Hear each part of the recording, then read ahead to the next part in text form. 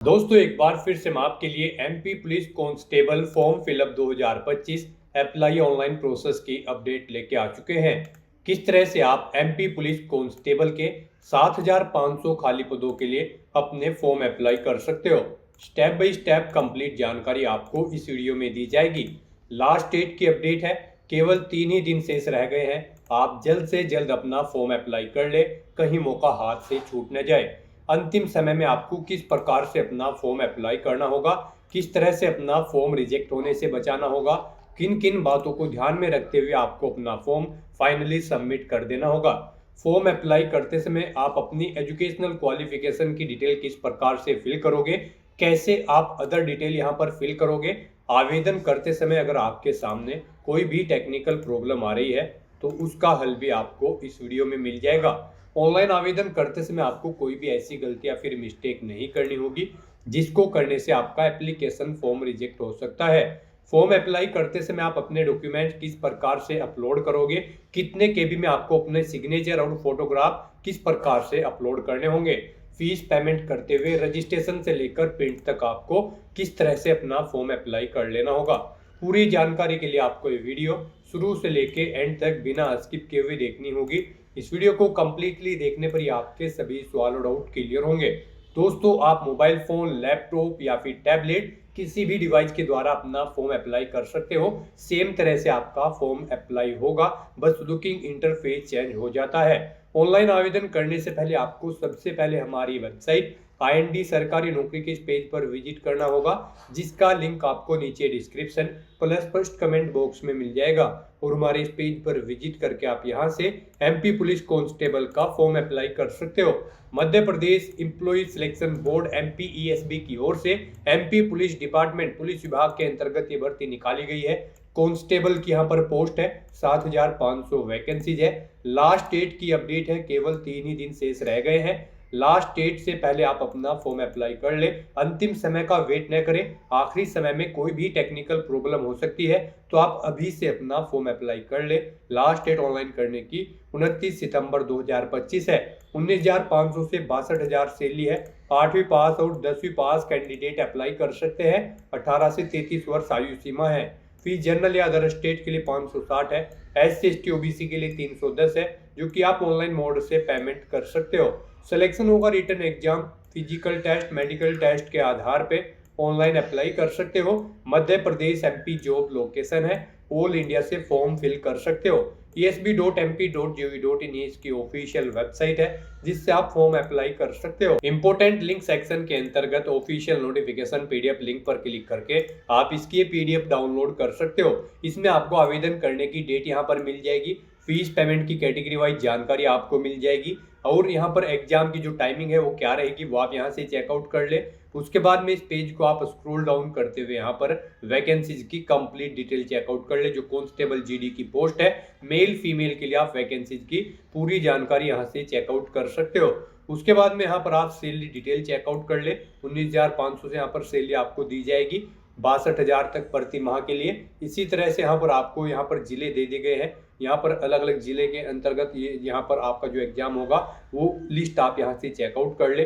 Qualification देख सकते हो, 10वीं पास और 8वीं पास भी यहाँ पर अप्लाई कर सकते हैं। जो अनुसूचित जनजाति के कैंडिडेट है वो 8वीं पास भी अप्लाई कर सकते हो। जो अनारक्षित, अनुसूचित जनजाति, अनुसूचित जाति और अन्य पिछड़ा वर्ग के कैंडिडेट है वे 10वीं पास अप्लाई कर पाएंगे। इसी तरह से एज लिमिट अलग अलग कैटेगरी के लिए है, वो भी आप चेकआउट कर सकते हो। यहाँ पर 33 वर्ष, 38 वर्ष मैक्सिमम आयु सीमा रहेगी। 43 वर्ष भी कुछ कैंडिडेट को यहाँ पर एज रिलैक्सेशन दी जा रही है, वो भी आप चेकआउट कर ले। ऑनलाइन आवेदन करने से पहले आप अपना एग्जामिनेशन का पैटर्न भी रीड आउट कर ले। एग्जामिनेशन पैटर्न आपको पूरा यहाँ पर दिया गया है, साथ ही साथ यहाँ पर आपको फिजिकल क्राइटेरिया की डिटेल भी इसमें मिल जाएगी, जैसे कि आपकी हाइट क्या रहेगी, चेस्ट आपकी क्या रहने वाली है, कितनी रनिंग आपको कितने मिनट में कंप्लीट करनी होगी। मेल फीमेल के लिए कंप्लीट फिजिकल क्राइटेरिया की इंफॉर्मेशन आपको इसी पीडीएफ में मिल जाएगी। तो यहाँ पर स्क्रॉल डाउन करते हुए आप पूरा फिजिकल क्राइटेरिया भी रीड आउट कर सकते हो। उसके बाद में यहाँ पर अप्लाई करते समय आप देख सकते हो इसमें एग्जामिनेशन सिलेबस आपको डिटेल में मिल जाएगा। क्या आपका सिलेबस रहेगा, सब्जेक्ट और टॉपिक वाइज आप पूरा सिलेबस रीड आउट कर ले। और उसके बाद में आप देख सकते हो फॉर्म अप्लाई करते समय आपको अपना फोटोग्राफ किस प्रकार से कितने केबी में अपलोड करना होगा, कैसे अपने सिग्नेचर अपलोड करने होंगे, सभी अप्लाई प्रोसेस से रिलेटेड गाइडलाइंस आपको यहाँ पर मिल जाएगी। तो ऑनलाइन आवेदन करने से पहले आपको नोटिफिकेशन की पीडीएफ पूरा पढ़ना अनिवार्य है। इसको पूरा पढ़ने से ही आपके सभी सवाल और डाउट क्लियर होंगे। पीडीएफ रीड आउट करने के बाद में आपको अप्लाई ऑनलाइन के इस लिंक पर क्लिक करना होगा, तो आपके सामने ऑनलाइन आवेदन करने का ये ऑफिशियल पोर्टल ओपन हो जाएगा। यहाँ पर आने के बाद आपको इस पेज को नीचे स्क्रॉल डाउन करना है और पुलिस मुख्यालय गृह पुलिस विभाग मध्य प्रदेश शासन के अंतर्गत आरक्षक संवर्ग कार्यपालिका की सीधी भर्ती हेतु चयन परीक्षा 2025 में यहाँ पर आपको अप्लाई के इस लिंक पर क्लिक कर देना है। यहाँ पर आपको अप्लाई के लिए ये इमेज दी गई है, आप इस पर क्लिक करें। आपके सामने यहाँ पर कुछ इस तरह से इंटरफेस ओपन होगा। गाइड यहाँ पर आने के बाद आपसे पूछा गया कि क्या आप घोषणा करते हैं कि आपके द्वारा नियम पुस्तिका में दी गई समस्त जानकारियां एवं शर्तों को आपने भली भांति पढ़ लिया है और समझ लिया है, यानी कि आपने ऑफिशियल एडवर्टाइजमेंट को केयरफुली रीड आउट कर लिया है। तो यहाँ पर आपको इस चेकबॉक्स को ओके करना है। उसके बाद यहाँ पर आपको आगे बढ़ाएं के इस ऑप्शन पर क्लिक कर देना है। फिर यहाँ पर आपके सामने कुछ इस तरह से इंटरफेस ओपन होगा। यहाँ पर गाइड अगर आपने एमपी ऑनलाइन लिमिटेड के पोर्टल पर पहले से अपनी प्रोफाइल रजिस्टर कर रखी है तो यहाँ पर आपको अपना सामान्य पंजीकरण क्रमांक एंटर करना है। उसके बाद यहाँ पर आपको अपनी डेट ऑफ बर्थ इस कैलेंडर में से सिलेक्ट करनी है। फिर आपको इस कैप्चा कोड का आंसर यहाँ पर देना है और फिर सत्यापित कर आगे बढ़ाएं के इस ऑप्शन पर क्लिक करते हुए आपको अपना फॉर्म अप्लाई करना होगा।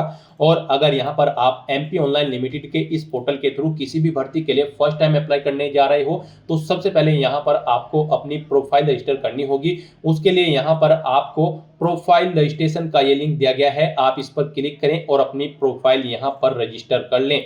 उसके लिए आपको इस लिंक पर क्लिक करना है। फिर आपके सामने यहाँ पर कुछ इस तरह से इंटरफेस ओपन होगा।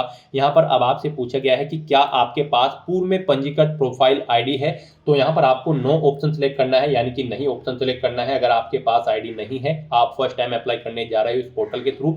फिर यहाँ पर गाइड आपको अपना मोबाइल नंबर एंटर करना है। उसके बाद आपको अपनी ईमेल आईडी एंटर करनी है। आपका मोबाइल नंबर और email ID active and valid होने चाहिए। फिर आपको इस कैप्चा कोड का आंसर यहाँ पर देना है और उसके बाद आपको ओटीपी प्राप्त करें के इस ऑप्शन पर क्लिक कर देना है। फिर यहाँ पर आपके रजिस्टर्ड मोबाइल नंबर पर एक ओटीपी आया होगा। जो मोबाइल नंबर यहाँ पर आपने एंटर किया है उस पर एक ओटीपी आया होगा, वो ओटीपी आपको यहाँ पर एंटर करना है। गाइस यहाँ पर आप कोशिश करें वो मोबाइल नंबर आप एंटर करें जिससे आपका आधार लिंक है।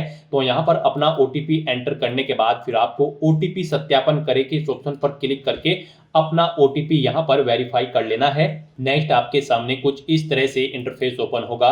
यहाँ पर आपके रजिस्टर्ड मोबाइल नंबर पर आपको एक रजिस्ट्रेशन आईडी और पासवर्ड सबमिट कर दिए गए हैं। अब उनका यूज करते हुए यहाँ पर आपको लॉगिन करना है। यहाँ पर आपको अपनी रजिस्ट्रेशन आईडी एंटर करनी है, अपना प्रोफाइल पासवर्ड आपको एंटर करना है जो आपके मोबाइल नंबर पर सबमिट किया गया है। इस कैप्चा कोड का आंसर आपको यहाँ पर देना है और उसके बाद आपको फिर लॉगिन की स्टेप पर क्लिक कर देना है। नेक्स्ट यहाँ पर आपको अपना ई-केवाईसी सत्यापन करना है।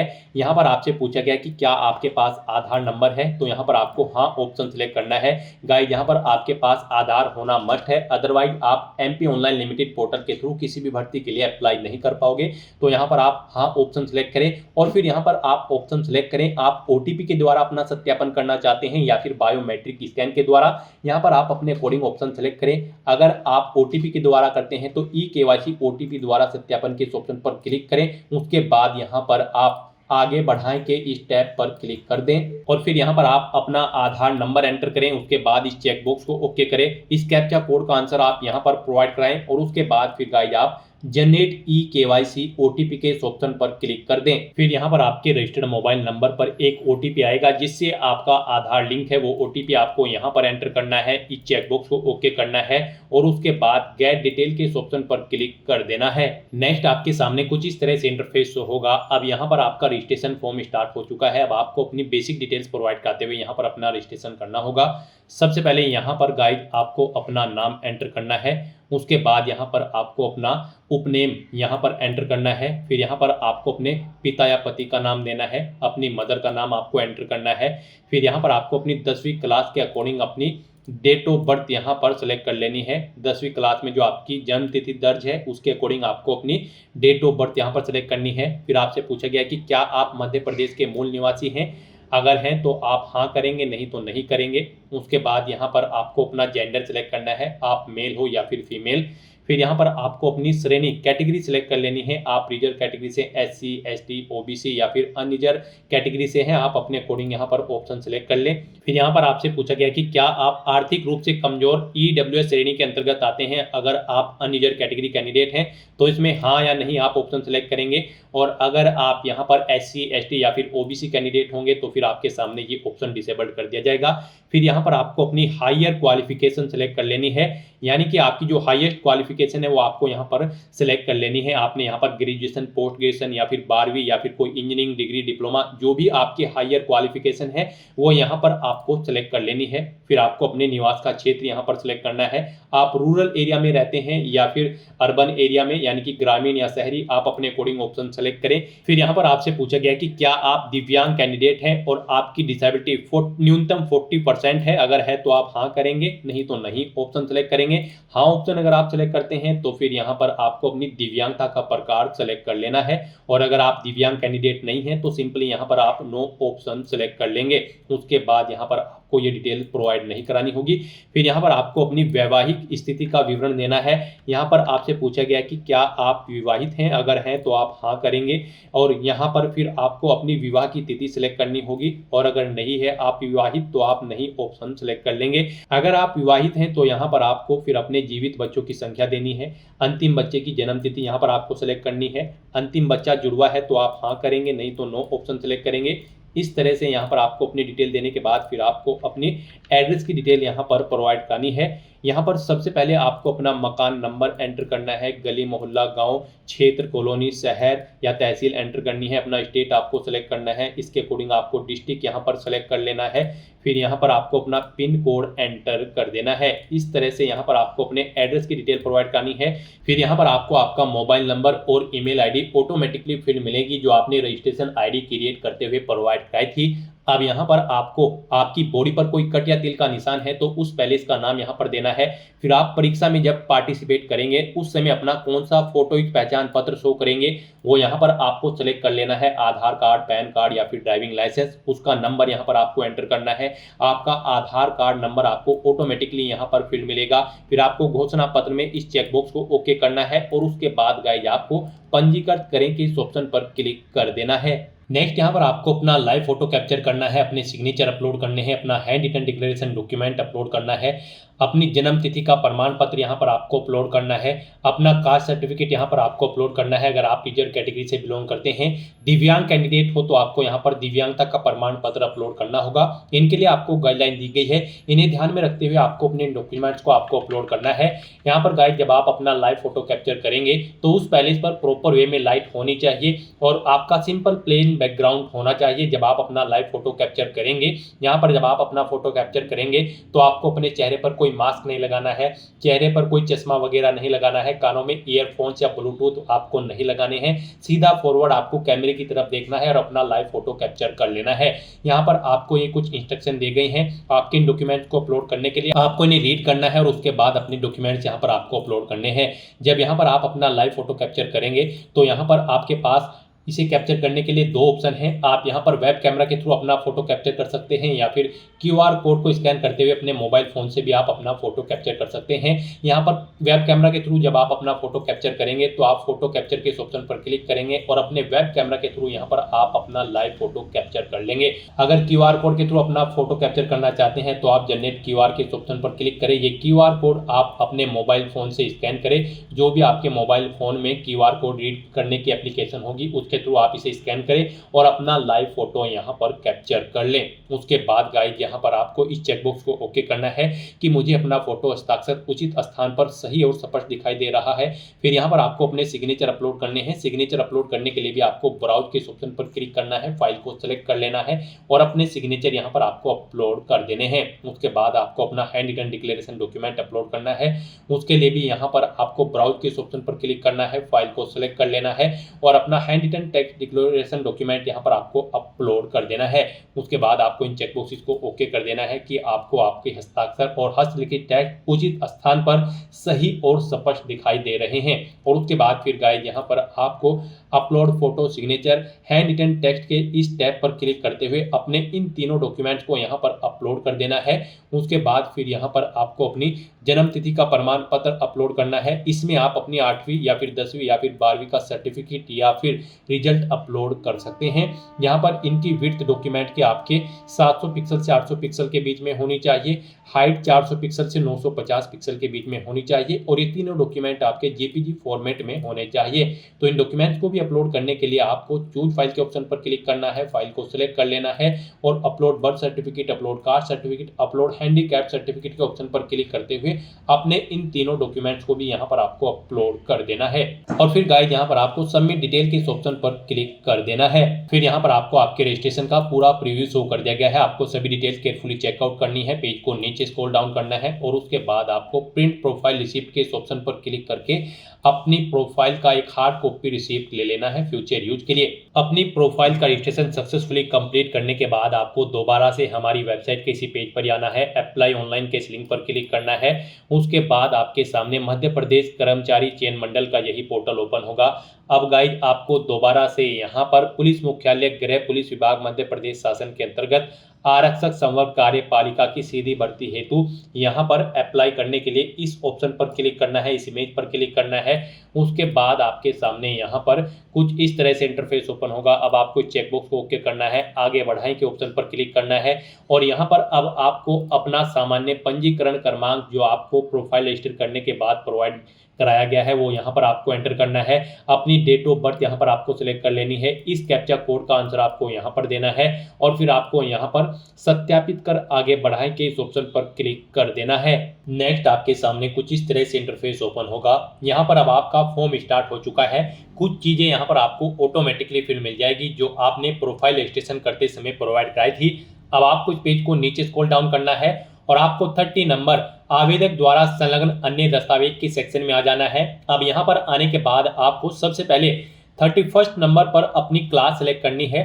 आप भूतपूर्व सैनिक है या फिर स्वयंसेवी है, नगर सैनिक या फिर आप यहाँ पर बिना वर्ग के हैं, आप अपने अकॉर्डिंग यहाँ पर ऑप्शन सेलेक्ट करें। उसके बाद यहाँ पर मध्य प्रदेश के स्थायी निवासियों के लिए आयु सीमा में छूट संबंधी जानकारी यहाँ पर आपको देनी होगी।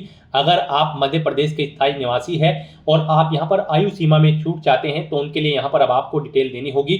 यहाँ पर गाइड अगर आप भूतपूर्व सैनिक है तो की गई सेवा की अवधि यहाँ पर आपको देनी होगी। यदि आप मध्य प्रदेश के मूल निवासी है और आपका गृह जिले होम डिस्ट्रिक्ट यहाँ पर आपको सिलेक्ट करना होगा। फिर यहाँ पर आपको अपनी शासकीय निगम मंडल स्वशासी संस्था के कर्मचारी हैं तो आप हाँ करेंगे, नहीं तो नो ऑप्शन सेलेक्ट करेंगे।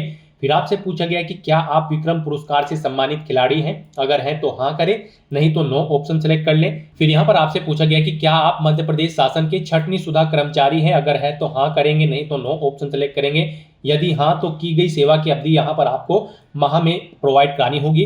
फिर आपसे पूछा गया कि क्या आप विधवा या फिर तलाकशुदा हैं, अगर है तो हाँ करेंगे, नहीं तो नहीं ऑप्शन सेलेक्ट करेंगे। फिर यहाँ पर आपसे पूछा गया कि क्या आप आदिम जाति, अनुसूचित जाति और अनुसूचित जनजाति एवं पिछड़ा वर्ग कल्याण विभाग की अंतर जातीय विवाह प्रोत्साहन योजना से पुरस्कृत है, अगर हैं तो आप हाँ करेंगे, नहीं तो आप नहीं ऑप्शन सेलेक्ट कर लेंगे। फिर यहाँ पर आपसे पूछा गया कि क्या आप शासकीय सेवा में नियुक्ति के लिए नीचे दी गई विभिन्न वर्गों में सम्मिलित है, अगर हैं तो आप वो वर्ग यहाँ पर सेलेक्ट कर लें। उसके बाद यहाँ पर आपको इस पेज को नीचे स्क्रॉल डाउन करना है। नेक्स्ट यहाँ पर आपसे पूछा गया है कि यदि आप कांस्टेबल जनरल ड्यूटी जीडी गैर तकनीकी का चयन करते हैं तो नीचे दिए गए विकल्पों में से आप किसे यहाँ पर प्राथमिकता देना चाहते हैं, जिसे आप पोस्ट प्रेफरेंस देना चाहते हैं उसे यहाँ पर आप फर्स्ट नंबर पर सिलेक्ट करेंगे। यहाँ पर आपके लिए दो पदनाम है, आरक्षक सामान्य ड्यूटी विशेष सशस्त्र बल को छोड़कर आरक्षक विशेष सशस्त्र बल केवल पुरुष उम्मीदवार हेतु। तो यहाँ पर आप जिस भी डिपार्टमेंट को फर्स्ट नंबर पर प्रेफरेंस देना चाहते हैं उसे आप फर्स्ट नंबर पर सिलेक्ट करें, जिसे सेकंड पर प्रेफरेंस देना चाहते हैं उसे आप यहाँ पर सेकंड नंबर पर सिलेक्ट कर लें। उसके उसके बाद यहाँ पर आपको अपनी शैक्षणिक योग्यता एजुकेशनल क्वालिफिकेशन की डिटेल प्रोवाइड करनी है। इस भर्ती में पार्टिसिपेट करने के लिए आपका केवल 10वीं क्लास पास आउट होना जरूरी है। किसी वेल रिकॉग्नाइज्ड बोर्ड या फिर स्कूल से या फिर इसके इक्विवेलेंट क्वालिफिकेशन आपकी होनी चाहिए। तो यहाँ पर अब आपको अपनी क्वालिफिकेशन की डिटेल देनी है। यहाँ पर आपको 10वीं क्लास सेलेक्ट करना है। उसके बाद आपको अपनी 10वीं क्लास का रोल नंबर यहाँ पर देना है। परीक्षा आपने किस वर्ष में उत्तीर्ण की है वो वर्ष यहाँ पर आपको एंटर करना है और बोर्ड का नाम यहाँ पर आपको देना है जिस बोर्ड से आपने अपनी 10वीं क्लास पास आउट की है। उसके बाद आपको इस पेज को नीचे स्क्रॉल डाउन करना है। नेक्स्ट यहाँ पर आपको अपनी नियुक्ति के लिए जिलों की प्राथमिकता का चयन करना है। यहाँ पर आप जिस जिले में फर्स्ट नंबर पर जॉब करना चाहते हैं उसे यहाँ पर आपको फर्स्ट नंबर पर सिलेक्ट करना है, जिसे आप सेकंड, थर्ड, फोर्थ, फिफ्थ क्रम से यहाँ पर आप अपनी चॉइस के अकॉर्डिंग जिस जिले को जिस नंबर पर फोर्थ प्रेफरेंस देना चाहते हैं उसे यहाँ पर आप सिलेक्ट कर ले। इस तरह से यहाँ पर आपको सभी जिले सेलेक्ट कर लेने हैं। उसके बाद आपको इस पेज को नीचे स्क्रॉल डाउन करना है। फिर यहाँ पर आपसे पूछा गया कि क्या आप नियम पुस्तिका के अध्याय 1 के बिंदु 1.2 के अनुसार दी गई न्यूनतम शारीरिक अर्हता रखते हैं, यानी कि जो आपकी यहाँ पर फिजिकल रिक्वायरमेंट है क्या आप उन्हें फुलफिल करते हैं। तो यहाँ पर आपको यस ऑप्शन सेलेक्ट करना है, यानी कि हाँ ऑप्शन सेलेक्ट करना है।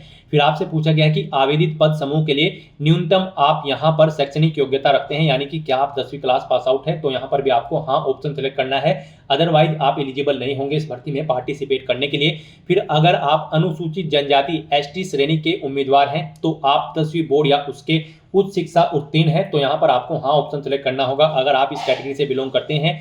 फिर यहाँ पर आपको आपका आधार कार्ड का क्रमांक ऑटोमेटिकली फिर मिल जाएगा जो आपने यहाँ पर प्रोफाइल रजिस्ट्रेशन करते समय प्रोवाइड कराया था। उसके बाद यहाँ पर आपको अपनी एग्जाम सिटी की प्रेफरेंस देनी है। यहाँ पर आपको 4 चॉइसेस दी गई है, आप अपनी चॉइस के अकॉर्डिंग यहाँ पर 4 एग्जाम सिटी 1 बाय 1 करके सिलेक्ट कर ले।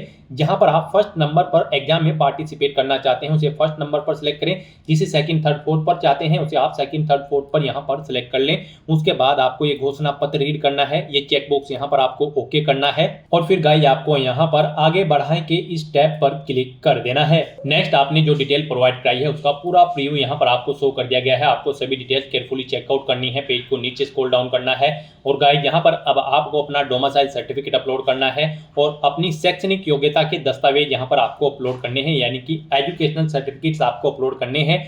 यहाँ पर आपके डॉक्यूमेंट की जो विड्थ होगी वो 700 पिक्सल से 800 पिक्सल के बीच में होनी चाहिए, हाइट 400 पिक्सल से 950 पिक्सल के बीच में होनी चाहिए, जेपीजी फॉर्मेट में आपके डॉक्यूमेंट होने चाहिए, साइज इनका यहाँ पर 150 KB से कम होना चाहिए। तो अपने इन डॉक्यूमेंट्स को अपलोड करने के लिए अब यहाँ पर आपको ब्राउज के ऑप्शन पर क्लिक करना है, फाइल को सिलेक्ट कर लेना है और फिर अपलोड डोमिसाइल और अपलोड एजुकेशन सर्टिफिकेट के ऑप्शन पर क्लिक करके अपने इन दोनों डॉक्यूमेंट्स को आपको अपलोड कर देना है और फिर गाइस यहाँ पर आपको सबमिट डिटेल के इस टैब पर क्लिक कर देना है।